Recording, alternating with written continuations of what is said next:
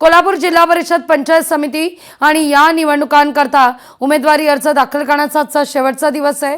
जिल्हा परिषदेकरता 68 तर पंचायत समितीच्या 136 जागांकरता निवडणूक होणार आहे। या सगळ्याचा आढावा घेतला आपले प्रतिनिधी सतेज औंधकर यांनी।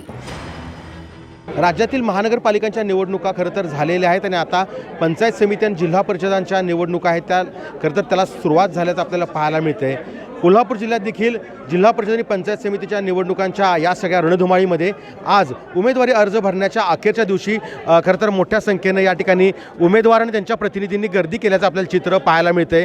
आपण सध्या आहोत रमणमळा या ठिकाणी आणि करवीर विभागातील जे या ठिकाणी उमेदवार आहेत त्या ठिकाणी आपले उमेदवारी अर्ज भरताना या ठिकाणी दिसून येतात। प्रचंड अशी गर्दी झालेली आहे। खरं तर आपण पाहतोय की या ठिकाणी त्यांचे जे उमेदवार आहेत त्यांचे प्रतिनिधी सोबत काही तज्ज्ञ देखील या ठिकाणी दाखल झालेले आहेत, वकील दाखल झालेले आहेत आणि ते या ठिकाणी कोणतीही त्रुटी राहू नये यासाठी खरं तर हे उमेदवारी अर्ज या ठिकाणी दाखल करताना आपल्याला पाहायला मिळत आहेत। एकूणच जिल्हा परिषद पंचायत समितीच्या निवडणुकांच्या पार्श्वभूमीवर महायुती आणि महाविकास आघाडीनं खरं तर मोठ्या प्रमाणावरती या ठिकाणी आपले उमेदवार कसे निवडून येतील यासाठी खरं तर हे सगळे प्रयत्न करताना दिसून येतात। जागा वाटप काही अंशी झालेलं आहे, मात्र बंडखोरीचा धोका जो आहे तो खूप मोठ्या प्रमाणावरती होईल अशी भीती देखील नेत्यांनी वर्तवलेली आहे। त्यामुळे अर्ज माघारी घेईपर्यंत ही डोकेदुखी अशीच राहणार आहे। मात्र आज काही एबी फॉर्म या ठिकाणी दाखल करत आपले उमेदवारी अर्ज मोठ्या उत्साहात दाखल केल्याचं आपल्याला पाहायला मिळतंय। सतेज औंधकर, लोकशाही मराठी, कोल्हापूर। सिंधुदुर्गामध्ये जिल्हा परिषद आणि पंचायत समिती निवडणुकीची रणधुमाळी सुरू असून आज अर्ज सादर करण्याचा शेवटचा दिवस आहे। या अनुषंगाने उमेदवारांकडून जोरदार शक्तीप्रदर्शन दिसतंय। आढावा घेतलाय आपल्या प्रतिनिधी रोहन नाईक यांनी। सिंधुदुर्ग जिल्ह्यामध्ये जिल्हा परिषद पंचायत समिती निवडणुकीची रणधुमाळी सुरू झालेली आहे। पाहिलं असेल तर आज शेवटचा दिवस आहे जो उमेदवारी अर्ज सादर करण्याचा। मी आता आहे कुडाळ तहसील कार्यालय, इथे पाहू शकता मोठ्या प्रमाणात ही गर्दी पाहायला मिळते।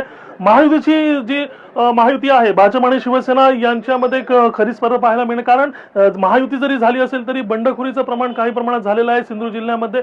आज काही वेळांपासूनच ही अर्ज सादर करण्याचं होणार आहे आणि अपक्ष उमेदवार जे आहेत ते महत्त्वपूर्ण ठरणार, कारण भाजप आणि शिवसेना ज्यांना काही उमेदवारी जर मिळाली नाही ते अपक्ष म्हणून इथे उमेदवारी अर्ज सादर करण्याची शक्यता आहे। पाहिलं असेल तर कडेकोट पोलीस बंदोबस्त ठेवण्यात आलेला आहे। प्रत्येक उमेदवार जे इच्छुक आहेत, जे अर्ज सादर करण्यासाठी जाणार आहेत, त्यांच्याबरोबर 3 ते 4 व्यक्तींना त्यांच्यावर पाठवण्यात येत आहे, कारण पोलीस प्रशासनाकडून असे पाहिलं असेल तर असे कुठलाही अनुचित प्रकार किंवा असे न घडण्यासाठी इथे पोलीस बंदोबस्त ठेवण्यात आलेला आहे।